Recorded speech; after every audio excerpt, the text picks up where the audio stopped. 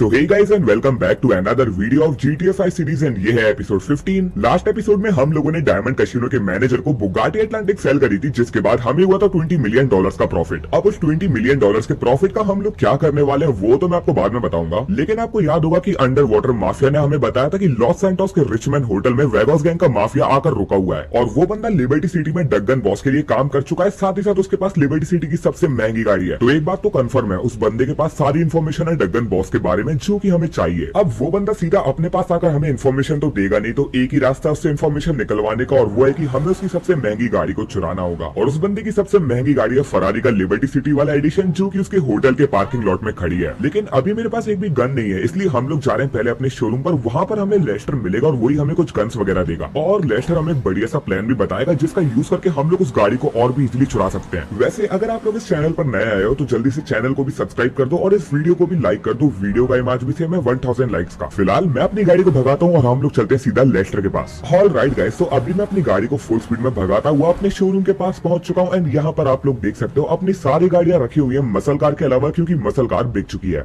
यार मेरा ना उस गाड़ी को टेस्ट ड्राइव करने का बहुत ज्यादा मन था, लेकिन कोई बात नहीं। फिलहाल हम लोग अपनी लैम्बोर्गिनी सियान को शोरूम के पीछे वाली साइड से लेकर अंदर चलते हैं। और अपने शोरूम के अंदर इतनी सारी गाड़ियां है ना कि अपनी लैम्बोर्गिनी सियान के लिए जगह नहीं बचती है, तो इसको अभी के लिए साइड में लगा देते हैं, बट बस कोई स्क्रैच ना आए। बाकी ठीक है, अभी मैंने गाड़ी को एकदम स्मूथली पार्क कर दिया और अब गाड़ी को लॉक कर देते हैं और चलते हैं लेस्टर से बात करने के लिए। वैसे आपको ये वाली गाड़ी याद होगी जो कि डायमंड कैसीनो के बंदों ने हमें दी थी शोरूम तक वापस आने के लिए। पीछे की तरफ आप लोग देख सकते हो ट्रेवर अभी भी अंडर वाटर माफिया से बातचीत कर रहा है और ट्राई कर रहा है उसे इन्फॉर्मेशन निकलवाने का। फिलहाल ट्रेवर को अपना काम करने देते हैं और हम लोग एक बार लेस्टर से बात करते हैं। तो चलो गाइस, अभी मेरी बात यहाँ पर लेस्टर से हो चुकी है और लेस्टर कह रहा है कि अगर हमें उस बंदे की फरारी को चुराना है तो हमें यहाँ पे पूरी प्लानिंग के साथ जाना पड़ेगा। अब क्योंकि उस बंदे की फरारी इतनी ज्यादा महंगी है, उस गाड़ी के चारों तरफ बहुत ज्यादा टाइट सिक्योरिटी है और अगर हमें उनके सामने से उस गाड़ी को चुराना है तो हमें यहाँ पे कुछ ऐसा पहनना पड़ेगा जो कि बुलेट प्रूफ हो। और लेस्टर कह रहा है कि वो गन्स के साथ साथ हमारे लिए एक ऐसी यूनिफॉर्म भी लेकर आया है जो कि टोटली बुलेट प्रूफ है। तो अगर फरारी को चुराते टाइम सिक्योरिटी गार्ड्स हमारे ऊपर गोली चलाते भी हैं तो उससे हमें कोई ज्यादा फर्क नहीं पड़ेगा। तो जल्दी से इस ड्रेस को पहनते हैं और देखते हैं कि लेस्टर हमारे लिए क्या लाया है। वेल तो गाइस, यूनिफॉर्म कुछ ऐसी दिखती है जो कि लेस्टर हमारे लिए लेकर आया और ये टोटली बुलेट प्रूफ है क्योंकि ये बैंकिंग सिक्योरिटी की यूनिफॉर्म है। और मेरे पीछे आप लोग जो ये बैग देख रहे हो ना, ये वो बैग है जिसके अंदर वो सारे वेपन्स हैं जिनका हम लोग यूज करने वाले हैं। और लेस्टर कह रहा है कि तुम अपनी लैम्बोर्गिनी सियान लेकर मत जाना, ये वाली ब्लैक कलर की एसयूवी मैंने तुम्हारे लिए अरेंज करी है, इसको लेकर जाना और जैसे तुम सारे गार्ड्स को एलिमिनेट कर दो, इस एसयूवी को वहीं पर छोड़ देना और उस फरारी को लेकर निकल लेना। और अभी मैं आप सबको अपने वेपन्स दिखा देता हूँ। तो आप लोग देख सकते हो उस बैग के अंदर कितने सारे वेपन्स हैं। Assault rifle, machine gun, pistol, sniper rifle और शॉटगन, बहुत कुछ है। लेस्टर ने यहाँ पर काफी सारी गन्स दे दी है, इतनी सारी की तो हमें जरूरत भी नहीं है। फिलहाल बातें बहुत हो गई, अभी हम लोग इस गाड़ी के अंदर बैठते हैं और सीधा चलते हैं लॉस सैंटोस के रिचमैन होटल पर, जहाँ पर वेगस गैंग का माफिया आकर रुका हुआ है और साथ ही साथ उसकी लिबर्टी सिटी वाली एडिशन की फरारी भी खड़ी है। अब वैसे तो मैं इस काम के लिए अपने साथ फ्रैंकलिन को ले जाता, लेकिन फ्रैंकलिन कल ही अपनी फ्रेंड की शादी में से वापस आया और जिसकी वजह से वो काफी ज्यादा थका हुआ है। बट ठीक है, ये काम कोई इतना ज्यादा डिफिकल्ट नहीं है, इसको हम लोग अकेले भी कर सकते हैं। ऑल राइट गाइस, तो अभी मैं लॉस सैंटोस के रिचमैन होटल पर पहुंच चुका हूँ एंड यहाँ पर अभी भी काफी सारी गाड़ियां पार्किंग में लगी हुई है और सामने की तरफ वो वाली फरारी है जिसको हम लोग चुराने के लिए आए हैं। और जैसा कि लेस्टर ने कहा था, यहाँ पर इस गाड़ी के चारों तरफ काफी ज्यादा सिक्योरिटी है, तो हम लोग पहले अपनी गाड़ी को थोड़ा सा साइड में लगा लेते हैं और यहाँ पर एक बढ़िया सी पोजीशन या फिर एंगल ले लेते हैं। तो अपनी गाड़ी को तो मैं यहीं पर पार्क करने वाला हूँ एंड सामने आप लोग देख सकते हो फरारी खड़ी हुई है और ये वाली जो एसयूवी है ना, ये भी शायद बुलेट प्रूफ है। तो मैं एक काम करता हूँ, इस गाड़ी के पीछे चलता हूँ एंड यहाँ पर अपनी असॉल्ट राइफल निकालते हैं। अब बस मुझे परफेक्ट टाइमिंग का वेट करना है जब ये लोग ज्यादा ध्यान ना दे रहे हो एंड हम लोग इनमें से एक बंदे को तुरंत ही हेडशॉट मार सकते हैं।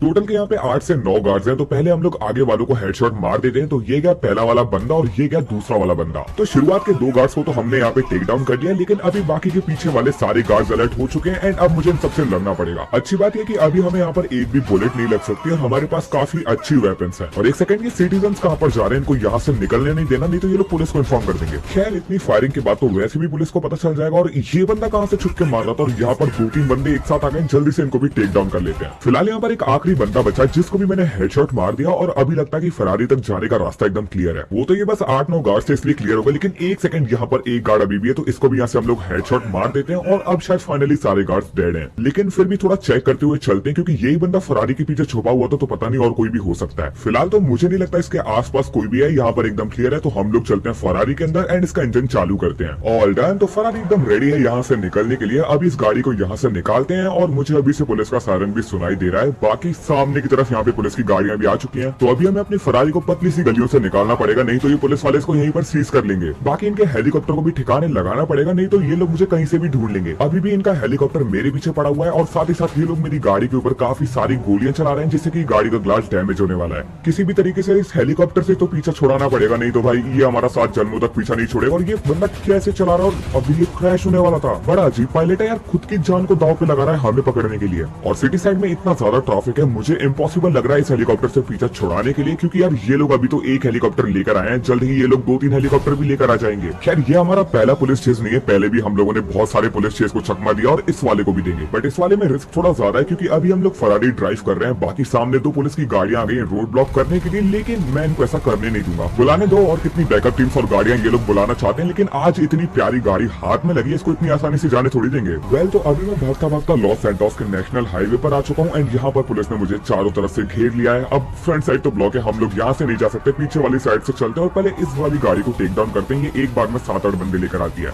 और यहाँ से निकलने में तो बहुत ज्यादा ही टाइम लग जाएगा, तो मुझे कोई शॉर्टकट और इजी सा रास्ता ढूंढना पड़ेगा और अपनी गाड़ी को कुदाना पड़ेगा। रिस्क बहुत ज्यादा है, लेकिन हमारे पास कोई दूसरा चांस भी नहीं है। अब गाड़ी मैंने कुदा दी है, बस लैंडिंग परफेक्ट हो जाए एंड काफी ज्यादा स्मूथ लैंडिंग हुई है। ओ भाई साहब, अभी मैंने क्या ही खतरनाक स्टंट करा, लेकिन पुलिस के हेलीकॉप्टर अभी भी हमारा पीछा नहीं छोड़ रहे हैं। लेकिन ठीक है, हम लोग भी इतनी आसानी से हार नहीं मानने वाले हैं। मुझे अपनी गाड़ी को बस तब तक भगाना है जब तक एक बार इन लोगों से पीछा नहीं छूट जाता। लेकिन गाड़ी आज से नहीं जाएगी, इस गाड़ी को लेने में इतनी मेहनत लगी है। एक बार पुलिस से पीछा छूट जाए ना, फिर मैं इस गाड़ी को कहीं पर छुपा दूंगा और जब सब कुछ शांत हो जाएगा तब मैं इस गाड़ी को वापस ले आऊंगा। और ये देखो, लॉस सैंटोस का पुलिस डिपार्टमेंट पूरा ट्राई कर रहा है रोड ब्लॉक्स का, लेकिन कब तक ही ट्राई करेंगे। और वैसे भी मेरी ड्राइविंग स्किल्स पुलिस से बहुत ज्यादा ऊपर है। ऑल राइट गाइस, तो पुलिस की नजरों से तो हम लोग बहुत ज्यादा दूर आ चुके हैं, लेकिन भागते भागते जरूर शाम हो गई है। फरारी की भी कंडीशन अभी काफी ज्यादा खराब हो चुकी है और पीछे की तरफ अभी आप लोग सनसेट देख सकते हो। इस टाइम पे ना लॉस सैंटोस से बड़ी प्यारी वाइब आती है। इनफैक्ट ट्रैफिक भी काफी हद तक खत्म हो चुका होता है, क्योंकि इस टाइम पे लोग वापस जा रहे होते हैं अपने काम पर से। और अभी हम लोग ना फरारी को 300 की स्पीड पर भी भगा सकते हैं, लेकिन अभी इस गाड़ी की वो कंडीशन नहीं है। और मैं खुद भी इसके इंजन पे ज्यादा जोर नहीं डालना चाहता, क्योंकि अगर ये बीच में बंद हो गई ना तो बहुत बड़ी दिक्कत हो जाएगी। फिलहाल मैं सोच रहा था कि इसको लॉस सैंटोस में हम लोग कहीं पर रख देते हैं, लेकिन अगर पुलिस ने दोबारा से इन्वेस्टिगेशन करना शुरू करी तो उनको ये गाड़ी मिल जाएगी। तो हमें इस गाड़ी को वाइनवुड हिल्स के आसपास कहीं छुपाना पड़ेगा, क्योंकि वहां पर पुलिस का बिल्कुल भी डाउट नहीं जाएगा। वैसे यहाँ पर एक छोटा सा चेक पॉइंट रखते हैं, तो अगर आप लोगों ने इस वीडियो को यहाँ तक देख लिया तो कमेंट में जाके फरारी ओपी लिख दो, जिससे कि मुझे समझ में आ जाएगा कि इस बंदे ने मेरी वीडियो को यहाँ तक देखा है। और अगर अभी तक वीडियो को लाइक नहीं करा है तो क्या कर रहे हो, जल्दी से इस वीडियो को लाइक कर दो। मुझे देखना है कि 24 घंटे में इस वीडियो पर कितने लाइक्स आते हैं। ऑल्सो आप में से बहुत सारे लोग मुझसे पूछ रहे थे कि ये वाला एपिसोड इतना डिले क्यों गया है। तो एक्चुअली मेरे पास बहुत सारे असाइनमेंट्स एंड प्रोजेक्ट्स पेंडिंग थे, जिनको मुझे कंप्लीट करना था, उसकी वजह से ये एपिसोड इतना ज्यादा डिले हो गया है। और अभी मेरा यूट्यूब इतना भी ग्रो नहीं हुआ है कि मैं सब कुछ छोड़ के घर पर बैठ जाऊं। बाकी फ्यूचर किसने देखा है, और ये सब मैं आपको बता रहा हूँ क्योंकि जो लोग इस वीडियो को यहाँ तक देख रहे हैं ना, वही असली लोग हैं जो कि मेरी वीडियो का एक्चुअली वेट करते हैं। बाकी मैं अपनी तरफ से पूरा ट्राई कर रहा हूँ रेगुलर कंटेंट प्रोवाइड करने का, और अभी हम लोग अपनी गाड़ी को फुल स्पीड में भगाते हैं और एक ऐसी जगह ढूंढते हैं जहाँ पर हम लोग इस गाड़ी को सेफली छुपा सकते हैं। ऑल राइट गाइस, तो अभी हम लोग पहुंच चुके हैं लॉस सैंटोस के वाइनवुड हिल्स पर एंड यहाँ पर पास ही में फ्रैंकलिन का घर भी है। अब वैसे तो मैं सोच रहा था कि हम लोग इस गाड़ी को फ्रैंकलिन के घर पर छुपा देते हैं, लेकिन अभी मैं खुद भी फ्रैंकलिन को परेशान नहीं करना चाहता और मुझे ऐसा लग रहा है कि मुझे जुकाम हो गया है, मैं ठीक से बात नहीं कर पा रहा हूँ। फिलहाल आप लोग एक बार फरारी का बैक पैनल देखो, उसके अंदर बुलेट लगी हुई है और उसकी वजह से आधा ग्लास शटर हो चुका है। और अच्छी बात यही है कि हम लोग भी बुलेट प्रूफ यूनिफॉर्म पहनकर गए थे, नहीं तो भाई हमारा भी बुरा हाल हो सकता था।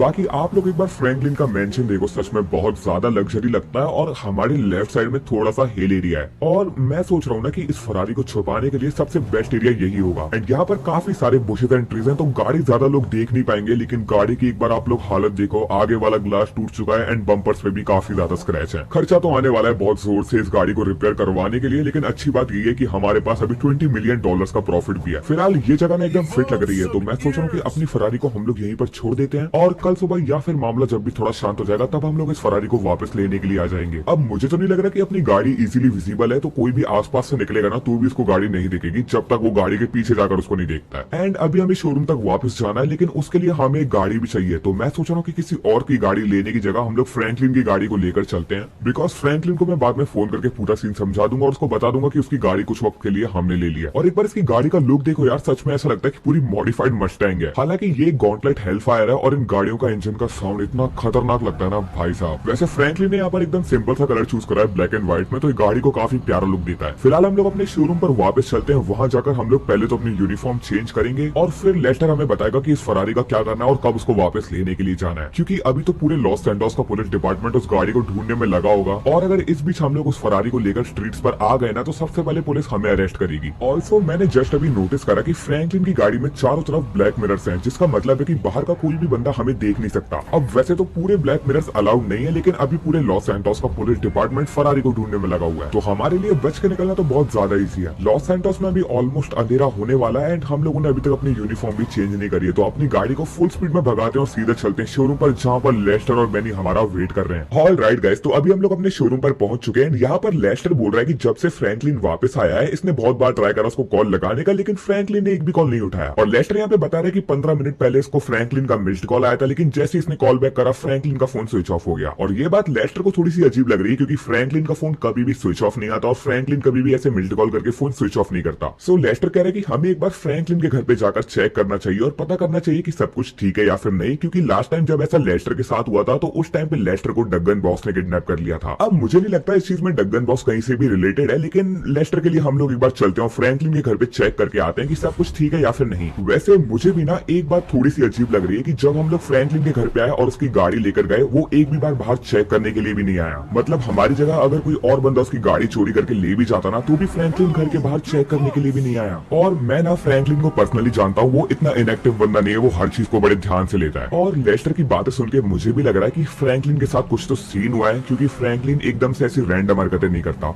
डगन बॉस का तो आइडिया नहीं, लेकिन अंडर वाटर माफिया तो इस चीज में टोटली रिलेटेड नहीं है, क्योंकि अंडर वाटर माफिया तो लिटरली अपने शोरूम पर है और ट्रेवर ने उसके ऊपर नजरें रखी हुई है। और फ्रैंकलिन को भी अपने फ्रेंड की शादी में से वापस आए हुए कुछ 2 दिन से ज्यादा हो चुके हैं यार, अभी तक तो हमें कांटेक्ट करने का भी ट्राई करता। पक्का कुछ तो गलत हुआ है। फिलहाल मैं अपनी गाड़ी को भगाता हूँ और हम लोग चलते हैं सीधा फ्रैंकलिन के घर पे। सो चलो गाइस, अभी मैं फ्रैंकलिन के घर के बहुत ज्यादा क्लोज पहुंच चुका हूँ और इस वाली रोड पे अभी शाम के टाइम पे बहुत कम ट्रैफिक है, वैसे इस रोड पे बहुत ज्यादा ट्रैफिक मिलता है। सामने फ्रैंकलिन का मेंशन है, हम लोग फटाफट चलकर देखते हैं। और एक सेकेंड, यहाँ पर ये इतनी सारी गाड़ियां कब आई? जब हम लोग फरारी रखने के लिए आए थे तब तो ये गाड़ियां नहीं थी। एक ब्लैक कलर की लिमोजीन और साथ ही साथ यहाँ पर 2 ट्रक भी हैं। पहले मैं अपनी गाड़ी को साइड में पार्किंग में लगा लेता हूँ इन्हीं गाड़ी के पीछे, और फिर हम लोग एक बार अंदर चलकर देखते हैं कि ये सारी गाड़ियां किसकी हैं। अभी जस्ट 15 मिनट पहले हम लोग यहाँ पर अपनी फरारी रखने आए थे और तब यहाँ पर एक भी गाड़ी नहीं थी। और लेस्टर ने भी यही कहा था कि 15 मिनट पहले फ्रैंकलिन का मिस्ड कॉल आया था और तभी से ये सारी गाड़ियां यहाँ पर आ गई हैं और फ्रैंकलिन भी मिसिंग है। हम लोग घर के अंदर चलते हैं और देखते हैं कि फ्रैंकलिन का क्या सीन है। गेट खोलकर देखते हैं और एक सेकंड, घर का डोर भी लॉक नहीं है और ये वाला एरिया टोटली खाली पड़ा है। फ्रैंकलिन शायद नीचे वाले एरिया में होगा। हम लोग एक बार नीचे चलकर देखते हैं और पता करते हैं कि फ्रैंकलिन कहाँ पर है। और एक तो फ्रैंकलिन इतने बड़े मैंशन में टोटली अकेला रहता है। इसको बहुत बार बोला है कि आसपास का कोई छोटा मोटा घर देख ले रहने के लिए, लेकिन इसको इतने बड़े मैंशन में रहना है। और एक सेकेंड, डगन बॉस यहाँ पर क्या कर रहा है? डगन बॉस फ्रैंकलिन के बेडरूम में क्यों बैठा हुआ है और ये बंदा किसी से बात कर रहा है? वेट, कहीं ऐसा तो नहीं कि डगन बॉस ने फ्रैंकलिन को किडनैप कर लिया है? मुझे चुपचाप अंदर जाकर देखना होगा कि डगन बॉस यहाँ पर बात किससे कर रहा है। डगन बॉस के 2 बंदे यहाँ पर हैं और साथ ही साथ फ्रैंकलिन भी है, और इन दोनों बंदों ने फ्रैंकलिन के ऊपर गन पॉइंट कर रखी है। लेकिन डगन बॉस को फ्रैंकलिन के घर का एड्रेस कहाँ से मिला और इसको फ्रैंकलिन से क्या काम है? शायद ये वो कंटेनमेंट ड्राइव ढूंढ रहा है जिसके अंदर पूरे लॉस सैंटोस का डेटाबेस है और जिसको हमने एफआईबी की बिल्डिंग से चुराया था। और मुझे जहां तक याद है ना, विजन न्यूज की हेडलाइंस में जब एफआईबी की बिल्डिंग के ब्लास्ट के बारे में बताया जा रहा था तब फ्रैंकलिन का फेस रिवील हो गया था और शायद डगन बॉस फ्रैंकलिन को पहचान गया होगा और इसीलिए इसने इसको पकड़ के रखा हुआ है पूछताछ करने के लिए। फिलहाल हमें किसी भी हालत में फ्रैंकलिन को यहाँ से बचाना पड़ेगा, क्योंकि फ्रैंकलिन के पास तो कंटेनमेंट ड्राइव भी नहीं है और अगर इन दोनों बंदों में से किसी ने भी पूछताछ करते टाइम फ्रैंकलिन को गोली मारी तो फ्रैंकलिन मर जाएगा। लेकिन मुझे अभी समझ में नहीं आ रहा है कि मुझे क्या करना चाहिए, क्योंकि अगर मैं इनके सामने ऐसे ही चला गया ना तो ये लोग तो पहले मेरी खोपड़ी उड़ा देंगे, और अगर मैं इन सबको इग्नोर करके वापस चला गया किसी से हेल्प मांगने तो तब तक ये लोग फ्रैंकलिन को मार देंगे। मुझे यहाँ पे वेट करना होगा और एक परफेक्ट टाइमिंग ढूंढनी होगी जब डगन बॉस यहाँ पर नहीं होगा। और इन दोनों गार्ड्स का तो कुछ नहीं है, इनको तो मैं ऐसे ही मार दूंगा। मेन प्रॉब्लम यहाँ पर डगन बॉस है। थोड़ा सा वेट करते हैं और ट्राई करते हैं कि किसी भी तरीके से अगर डगन बॉस यहाँ से बाहर निकलता है तो हम लोग फ्रैंकलिन को बचा सकते हैं। ऑल राइट गाइस, तो अभी देख के लग रहा है कि डगन बॉस को किसी इंपॉर्टेंट बंदे का कॉल आया है और शायद अभी डगन बॉस फ्रैंकलिन के घर से बाहर जा रहा है। और अभी ना मुझे गाड़ी के इंजन स्टार्ट होने की आवाज आ रही है, जिसका मतलब है कि शायद डगन बॉस फ्रैंकलिन के घर से बाहर निकल चुका है और अब वो कहीं जा रहा है। और अब बस यहाँ पर 2 गार्ड्स हैं और साथ ही साथ फ्रैंकलिन है। तो पहले हम लोग जरा घर के बाहर चलकर देखते हैं और कंफर्म करते हैं कि डगन बॉस सही में यहाँ से निकला या फिर बाहर खड़ा है। और मुझे इस सब के बारे में लेस्टर को भी जल्दी ही इन्फॉर्म करना पड़ेगा, नहीं तो डगन बॉस पता नहीं अगला क्या प्लान बना रहा होगा।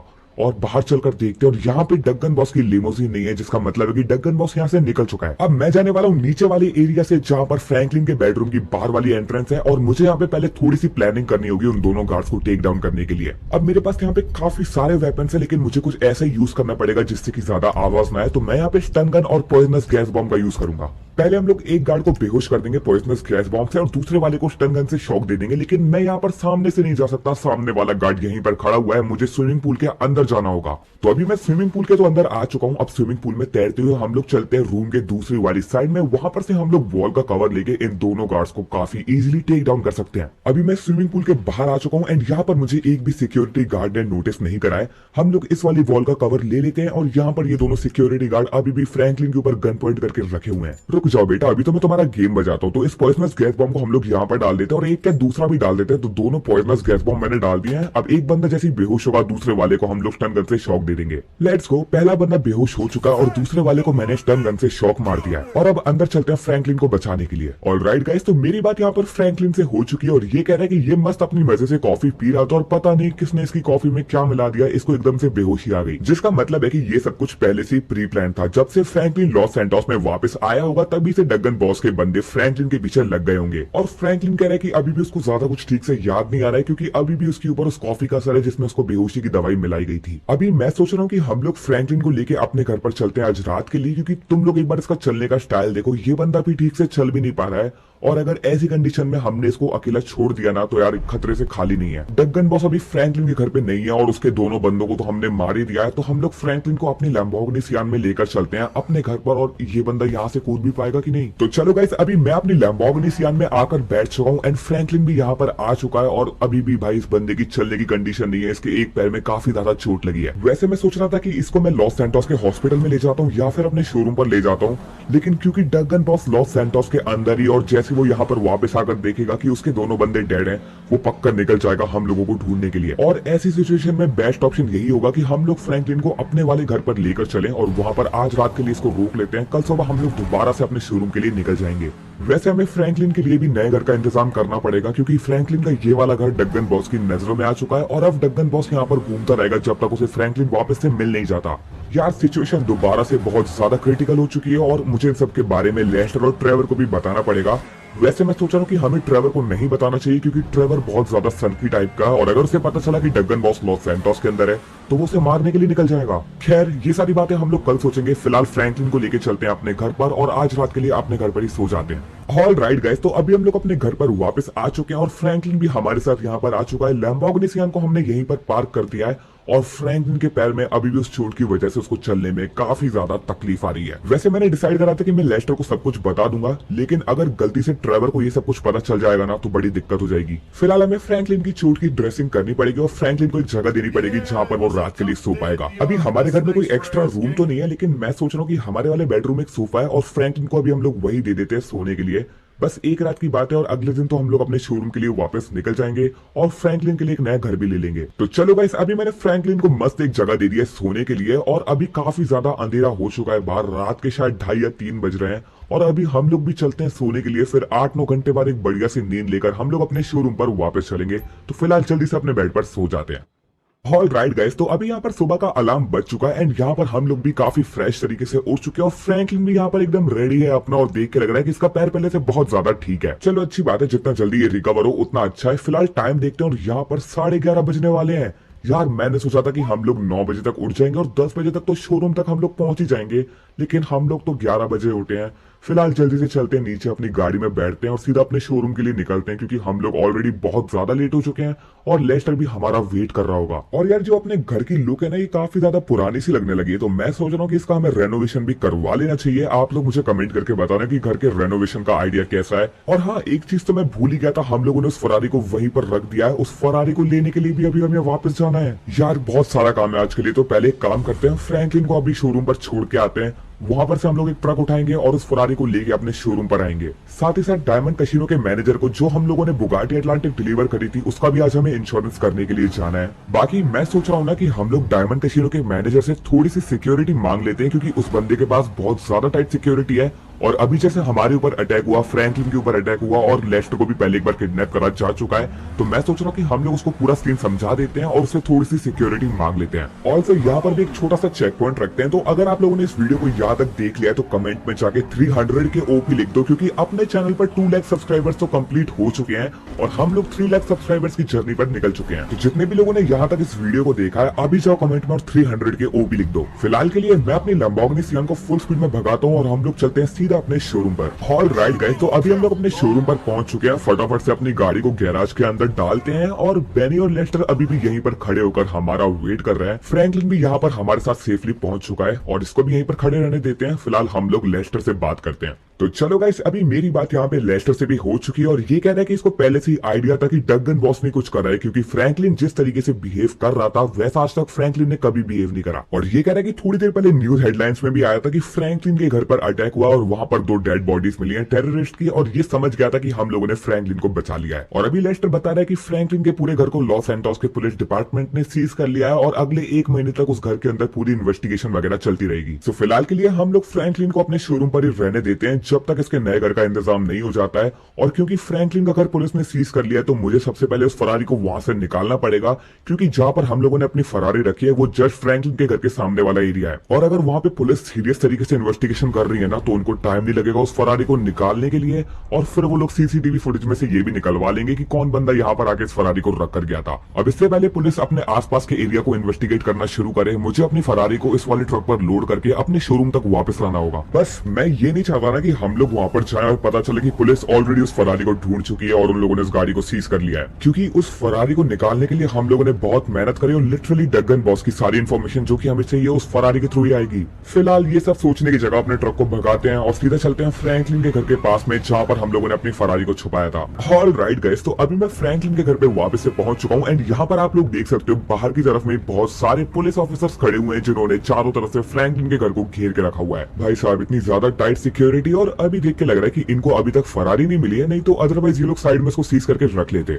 अब आगे की तरफ तो इतने सारे गार्ड्स हैं तो हम लोग इनके सामने से नहीं जा सकते अपनी फरारी को लेने के लिए, क्योंकि अपनी फरारी हिल के एकदम टॉप लेफ्ट साइड में पड़ी हुई है। तो अभी मैं थोड़ा सा आगे आ चुका हूँ। अब यहाँ से अपने ट्रक को ऊपर की तरफ चढ़ाते हैं एंड इसको अपने फरारी के पास लेकर चलते हैं। मुझे बस इतना ट्राई करना है कि पुलिस की नजरें मेरे ट्रक के ऊपर ना पड़े और उनको भनक ना लगे कि मैं यहाँ पे क्या करने आया हूँ, क्योंकि अगर इन्हें फरारी दिख गई ना तो एक बहुत बड़ा कांड हो जाएगा। फिलहाल अपनी फरारी यहाँ पर एकदम सेफली रखी हुई है और मैं इस ट्रक को एक ऐसी पोजीशन में लगा देता हूँ कि हमें इसके ऊपर फरारी लोड करने में कोई दिक्कत ना आए। तो चलो गाइस, अभी मैंने अपने ट्रक को एक ऐसी पोजीशन में सेट कर दिया है जहां पर से हम लोग अपनी फरारी को इसके ऊपर इजीली सेटअप कर सकते हैं। और सेटअप छोड़ो, तुम लोग एक बार फरारी की कंडीशन देखो। यहाँ पर ग्लास तो टूट ही चुके हैं, साथ ही साथ आगे वाले बम्पर्स पे बहुत गंदे डेंट पड़े हुए हैं। और यहाँ पर तुम लोग एक बार इस फरारी की बॉडी देखो, यहाँ पर काफी सारे बुलेट्स के निशान भी हैं जो कि इसको पुलिस चेज के वक्त में लग चुके होंगे। लेकिन अच्छी बात यह है ना कि गाड़ी का इंजन अभी भी काम कर रहा है, तो हम लोग एटलीस्ट इस गाड़ी को अपने ट्रक के ऊपर लोड कर सकते हैं। अब मैं चाहूँ तो इसको ऐसे भी ले जा सकता था, लेकिन अगर किसी पुलिस वाले ने रास्ते में देख लिया ना तो हमें अरेस्ट कर लेगा। फिलहाल मैं जल्दी से इस फरारी को अपने ट्रक पर लोड कर लेता हूँ। ऑल राइट गाइस, तो अभी मैंने अपनी फरारी को इस ट्रक में अटैच कर लिया और यहाँ पर इस फरारी के रिम्स को भी मैंने अच्छी तरीके से अटैच करा है, तो कोई चांस नहीं है कि फरारी रास्ते में कहीं गिरेगी। अभी हम इसको लेके जाने वाले हैं वापस अपने शोरूम पर और वहाँ पर हम लोग बेनी से बात करेंगे इस गाड़ी के बारे में और फिर वो बताएगा कि इस गाड़ी को रिपेयर करने में कितना खर्चा लगेगा और कितना टाइम लगेगा। अभी अगर मैं इस गाड़ी को लेके मेन हाईवे वाली साइड से गया ना तो वहाँ तो पक्का है कि बहुत सारी पुलिस चेकिंग वगैरह कर रही होगी और अगर उन लोगों ने इस गाड़ी को देख लिया तो दिक्कत हो जाएगी। तो मैं इस गाड़ी को एक ऐसे रास्ते से लेकर जाऊंगा जो कि ज्यादा पॉपुलर नहीं है। पॉपुलर इन द सेंस कि जिस रोड को ज्यादा लोग यूज नहीं करते, या फिर ऐसा हाईवे जहाँ पर बहुत कम ट्रैफिक मिलता है, तो उस एरिया में ना बहुत कम चेकिंग हो रही होगी।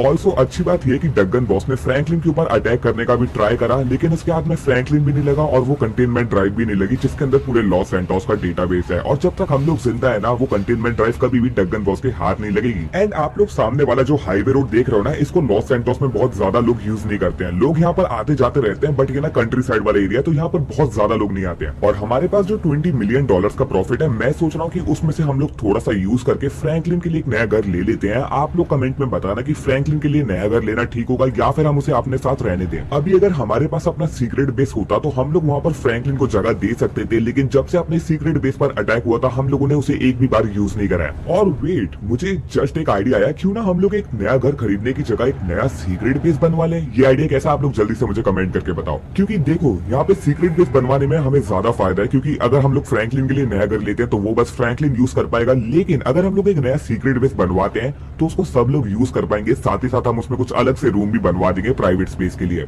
यार मैं तो ये सोच रहा हूँ कि सीक्रेट बेस बनवाना ज्यादा हेल्पफुल है अपने लिए भी और अपने बिजनेस के लिए भी, क्योंकि अगर हम लोग कोई सुपर रेयर कार भी लेकर आते हैं तो शोरूम के बाहर या अंदर रखने की जगह उसको हम लोग अपने सीक्रेट बेस में भी रख सकते हैं। बाकी आप लोग मुझे कमेंट में बताना कि क्या करना ज्यादा बेटर है। फिलहाल मैं अपने ट्रक को भगाता हूँ और हम लोग चलते हैं सीधा अपने शोरूम पर। तो चलो गाइस, अभी मैं अपनी फरारी और अपने ट्रक को लेकर अपने शोरूम के गैराज में पहुंच चुका हूँ एंड यहाँ पे मैं अपने ट्रक को अंदर भी लेकर आ चुका हूँ। अब फटाफट एक बार चलते हैं ट्रक के बाहर और देखते हैं कि हम लोग यहाँ पर अपनी फरारी को लाए हैं, कोई बीच में स्क्रैच वगैरह तो नहीं आ गया या फिर कोई टायर निकल के तो नहीं गिर गया। स्क्रैच का तो कुछ भी नहीं है, स्क्रैच तो इस गाड़ी पे ऑलरेडी काफी ज्यादा आए हुए हैं। फिलहाल मुझे यहाँ पे चारों टायर्स लगे हुए दिख रहे हैं और इंजन मैंने अभी भी बंद नहीं करा है, क्योंकि मुझे भरोसा नहीं था कि अगर मैंने इंजन बंद कर दिया तो दोबारा चालू भी होगा या फिर नहीं। अच्छी बात यह कि एटलीस्ट गाड़ी जो है वो अपने शोरूम तक तो पहुंच चुकी है और एक बार हम लोग लेस्टर और बेनी से भी बात कर लेते हैं और उन्हें पूरा सीन समझा देते हैं। ऑल राइट गाइस, तो मेरी बात यहाँ पे लेस्टर से हो चुकी है और ये कह रहा है कि तुमने बढ़िया काम करा कि तुम अभी के अभी इस फरारी को लेकर आ गए, क्योंकि अगर बाद में पुलिस इन्वेस्टिगेट करना शुरू करती तो पक्का उनको ये फरारी बाद में मिली जाती। और ये कह रहा है कि बेनी जितना भी टाइम लेना चाहता है इस गाड़ी को रिपेयर करने के लिए उसको लेने दो, हमारे पास तो टाइम ही टाइम है। जैसे ये गाड़ी रिपेयर होकर रेडी हो जाती है, लेस्टर यहाँ पे वेगॉस गैंग के माफिया के मैनेजर को मेल कर देगा और बोल देगा कि अगर तुम्हें अपनी फरारी वापस चाहिए तो हमारे दिए गए एड्रेस पर आ जाओ, नहीं तो हम लोग इस फरारी को ब्लास्ट कर देंगे। और एक बात तो कंफर्म है, वो इस गाड़ी के पीछे जरूर आएगा, क्योंकि ये वाली गाड़ी उसकी मेहनत की कमाई की है। फिलहाल बेनी की टीम भी लग चुकी है इस गाड़ी को रिपेयर करने के लिए और यहाँ पर बेनी ने अपनी पूरी टीम को बुलाया हुआ है। ऑल्सो बेनी मुझे बता रहा था कि इस गाड़ी के कुछ पार्ट्स के अंदर बुलेट लग चुकी है, जिसकी वजह से वो सारे पार्ट्स खराब हो चुके हैं और वो पार्ट्स इतने रेयर है ना कि वो लॉस सैंटोस के अंदर नहीं मिलते हैं। तो हो सकता है हमें सैंडी शोर्स जाना पड़े उन गाड़ी के पार्ट्स को लेने के लिए। तो चलो ठीक है, जैसे बेनी को उन पार्ट्स की जरूरत पड़ेगी तब हम लोग सैंडी शोर्स भी चले जाएंगे उन पार्ट्स को लेने के लिए। और सैंडी शोर्स में अपने काफी सारे दोस्त हैं जो कि हमें वो सारे पार्ट्स प्रोवाइड कर सकते हैं। फरारी की बात तो बहुत हो गई, फिलहाल हम लोग चलते हैं उस बुगाटी अटलांटिक वाले बंदे के पास जो कि है डायमंड कैसीनो का मैनेजर। उसके घर पे जाके उसको इंश्योरेंस के पेपर देते हैं और उससे बात करते हैं, क्योंकि उस बंदे के साथ कनेक्शन एस्टेब्लिश करना बहुत ज्यादा जरूरी है। और मुझे पक्का पता है कि उसको डगन बॉस के बारे में बहुत कुछ पता है। और आप सबको याद होगा कि मैंने बताया था कि डगन बॉस पहले भी ट्राई कर रहा था डायमंड कैसीनो के ऊपर टेक ओवर करने का, और जिस बंदे की इतनी हैसियत है कि वो डायमंड कैसीनो का मैनेजर होकर भी बुगाटी अटलांटिक खरीद सकता है, तो पक्की बात है कि उसकी और डगन बॉस की कभी ना कभी पहले आर्ग्यूमेंट हुई है। फिलहाल हम लोग अपने शोरूम के ऑफिस रूम में चलते हैं और वहां जाकर लमार से वो सारे के सारे इंश्योरेंस पेपर्स मांग लेते हैं जो कि बुगाटी अटलांटिक के लिए जरूरी होते हैं। तो चलो गाइस, अभी मैंने लमार से वो सारे इंश्योरेंस पेपर्स ले लिए जो कि बुगाटी अटलांटिक के लिए जरूरी होते हैं। और लमार यहाँ पे कह रहा है कि तुम एक बार बुगाटी अटलांटिक का उसका इंटीरियर चेक कर लेना, अगर वहाँ पे जरा सा भी स्क्रैच है ना तो हमें इंश्योरेंस की पॉलिसी में चेंज करना पड़ेगा, क्योंकि ये इंश्योरेंस पॉलिसी के पेपर्स उन्हीं गाड़ियों पे अप्लाई होते हैं जो कि एकदम नई और जिन पे बिल्कुल भी स्क्रैच वगैरह नहीं आई है। तो बेनी तो अभी बिजी है इसको चेक करने के लिए, तो मैं सोच रहा हूँ कि अपने साथ हम लोग लेस्टर को लेकर चलते हैं, वो इस गाड़ी को ज्यादा बेटर तरीके से चेक कर पाएगा। और ये वाली गाड़ी भी ना हमें डायमंड कैसीनो के मैनेजर ने दी थी, क्योंकि हमारे पास कोई भी दूसरी गाड़ी नहीं थी शोरूम तक वापस आने के लिए। उसी रीजन की वजह से उसने ये वाली गाड़ी हमें दी थी, तो इसको भी हम लोग आज वापस कर देंगे। साथ ही साथ हम लोग ट्राई करेंगे कि हम लोग डायमंड कैसीनो के मैनेजर को पूरा सीन समझा पाए और उससे सिक्योरिटी भी मांग पाए। तो फटाफट से अपनी गाड़ी को फुल स्पीड में भगाते हैं और सीधा चलते हैं डायमंड कैसीनो के मैनेजर के घर पे। तो चलो गाइस, अभी मैं लॉस सैंटोस के नेशनल हाईवे पर आ चुका हूँ और अभी हम लोग लॉस सैंटोस को बाहर छोड़ने वाले हैं। ये वाला रास्ता आपको याद होगा, ये हमने लास्ट वीडियो में भी कवर करा था और यही रास्ता है जो कि डायमंड कैसीनो के मैनेजर के घर पर जाता है। और इस वाले हाईवे का ट्रैफिक देखो यार, यहाँ पर कितनी सारी गाड़ियां, वो भी टनल के अंदर, एंड यहाँ पर ट्रक भी बहुत सारे आ रहे हैं और मैं अपनी गाड़ी को ज्यादा स्पीड में भगा रहा हूँ, बस इस गाड़ी पे गलती से कोई स्क्रैच ना आ जाए। फिलहाल के लिए हम लोग टनल के बाहर तो आ चुके हैं और ये रहा उस बंदे का घर जिसकी मैं बात कर रहा था, डायमंड कैसीनो का मैनेजर। और हमेशा की तरह यहाँ पर काफी ज्यादा टाइट सिक्योरिटी, और वो देखो सामने खड़ा होकर वो शायद हमारे ही वेट कर रहा है। और गलती भी अपनी है, क्योंकि हम लोगों ने इसकी बुगाटी अटलांटिक को तो 10 दिन पहले ही डिलीवर कर दिया था और आज 10 दिन के बाद हम लोग इसकी गाड़ी के इंश्योरेंस पेपर्स को लेकर आ रहे हैं, जो कि बहुत ज्यादा लेट है और इसकी वजह से ये अपनी गाड़ी को कहीं भी बाहर लेकर नहीं जा सकता। फिलहाल के लिए हम लोग जल्दी से एक बार इससे बात करते हैं और उसको पूरा सीन समझाते हैं कि क्या क्या हुआ। ऑल राइट गाइस, तो अभी लेस्टर यहाँ पे चेक कर रहा है बुगाटी अटलांटिक को इंश्योरेंस पेपर्स को डिलीवर करने के लिए, और यहाँ पे मैंने पूरा सीन समझा दिया डायमंड कैसीनो के मैनेजर को। और ये कह रहा है कि वैसे तो ये किसी से भी डगन बॉस के बारे में कभी बात नहीं करता, लेकिन क्योंकि हम लोगों ने इसकी बुगाटी अटलांटिक को डिलीवर करा, ये बंदा हमसे बहुत ज्यादा खुश है और ये हमें डगन बॉस के बारे में बहुत कुछ बताने वाला है। ऑल्सो ये मुझे वही बात बता रहा है जो कि मैंने आप सबको बताई थी कि आज से 2 साल पहले डगन बॉस ने ट्राई करा था डायमंड कैसीनो के ऊपर टेक ओवर करने का, लेकिन उस टाइम पे डायमंड कैसीनो के मैनेजर के पास इतनी ज्यादा पावर थी कि उसने डगन बॉस को रोक लिया था। लेकिन आज के टाइम में ना सिचुएशन टोटली डिफरेंट है, क्योंकि अभी के टाइम में डगन बॉस के पास बहुत सारे खतरनाक वेपन्स भी और साथ ही साथ एक पूरी आर्मी है टेररिस्ट की। तो अभी अगर हमें डगन बॉस से पंगा लेना है तो हमें यहाँ पे अपने गुस्से की जगह दिमाग का यूज करना पड़ेगा। तो हमें यहाँ पे बहुत सारे खतरनाक वेपन्स को भी इंपोर्ट करना पड़ेगा अगर हमें डगन बॉस से पंगा लेना है। और ये कह रहा है कि उस चीज में ये हमारी हेल्प कर सकता है, क्योंकि इसके पास ऐसे बहुत सारे गन सप्लायर्स के कॉन्टेक्ट हैं जो कि इसकी हेल्प कर सकते हैं और 24 घंटे के अंदर ही बहुत ही खतरनाक वेपन्स लॉस सैंटोस के अंदर इंपोर्ट करवा सकते हैं। अब वैसे तो हमारे पास भी काफी खतरनाक वेपन्स हैं, लेकिन कुछ वेपन्स ऐसे होते हैं जो कि बुलेट प्रूफ वेस्ट के आर पार भी जा सकते हैं, और वैसे वेपन्स लॉस सैंटोस में या फिर लिबर्टी सिटी में नहीं मिलते। और डगन बॉस के पास ना वो सारे के सारे वेपन्स अवेलेबल है, और ये बंदा कह रहा है कि उनसे भी खतरनाक वेपन्स ये हमारे लिए अवेलेबल करवा सकता है। और ये बोल रहा है कि तुम्हारे शोरूम के बिजनेस से तो ज्यादा कुछ होने नहीं वाला, अगर तुम्हें अपने कनेक्शंस को और भी ज्यादा बड़ा करना है तो तुम्हें पहले अपने बिजनेस को एक्सपेंड करना पड़ेगा बाकी सारी सिटीज में भी, और जरूरत पड़े तो तुम्हें शोरूम के अलावा भी कुछ और करना पड़ेगा। और ये बंदा कह रहा है कि तुम्हारे शोरूम के बिजनेस से तो तो ज्यादा कुछ होने नहीं वाला। अगर तुम्हें अपने कनेक्शंस को और भी बढ़ाना है तो तुम्हें अपने बिजनेस को पहले बाकी सिटीज में एक्सपेंड करना होगा। इसके कहने का मतलब है कि अगर हमें जरूरत पड़े तो हमें शोरूम की जगह कुछ और भी बिजनेस करना पड़ेगा बाकी सिटीज में, जिससे कि हमारे कनेक्शंस और भी ज्यादा बढ़े। और मुझे भी लगता है ना कि ये बंदा सही बोल रहा है, क्योंकि हम लोग कब तक ही शोरूम का बिजनेस करेंगे। एक ना एक दिन ऐसा आएगा जब उसमें बहुत ज्यादा लॉस हो जाएगा और हमें उस शोरूम को बंद करना पड़ेगा, और तब हमारे पास कोई दूसरा बिजनेस नहीं होगा करने के लिए। इसीलिए ये बंदा हमें सजेस्ट कर रहा है कि हम लोग दूसरी सिटीज में जाके अलग अलग बिजनेस को भी ट्राई करें। और ये बंदा मुझे यहाँ पे ऑफर दे रहा है और कह रहा है कि अगर हम लोग चाहे तो हम लोग डायमंड कैसीनो के भी ऑफिशियल वेपन सप्लायर बन सकते हैं। तो मैं सोच रहा हूँ ना कि हमें ये ऑफर ले लेना चाहिए, क्योंकि इससे हमें खतरनाक वेपन्स भी मिल जाएंगे। और मुझे आप लोग अपने कमेंट में ओपिनियन बताना। फिलहाल के लिए आज वाली वीडियो को हम लोग यहीं पर खत्म करते हैं। आज हम लोगों ने इसमें काफी सारी चीजें कर ली हैं। सो आई होप आप सबको ये वाला एपिसोड काफी ज्यादा अच्छा लगा होगा, और अगर अच्छा लगा है तो जल्दी से इस वीडियो को लाइक कर दो। इस वाली वीडियो का भी एम है 1000 लाइक्स का, सो होपफुली आप लोग कंप्लीट करवा दोगे। ऑल्सो आप में से जितने भी लोग अपकमिंग वीडियोस के अपडेट्स के बारे में जानना चाहते हैं तो डिस्क्रिप्शन में और पिन कमेंट में आपको मेरे इंस्टाग्राम का लिंक मिल जाएगा। वहां अगर आप मुझे इंस्टाग्राम पे फॉलो कर सकते हो, और वहां मैं अपने वीडियोस के अपडेट्स लाता रहता हूं, तो वहां पर भी फॉलो कर देना, यहाँ पर भी सब्सक्राइब कर देना, वीडियो को लाइक कर देना और कमेंट में बताना कि आपको वीडियो का बेस्ट पार्ट कौन सा लगा। तब तक के लिए मैं मिलता हूँ आपसे अपने अगले वीडियो में। सी या पीस आउट।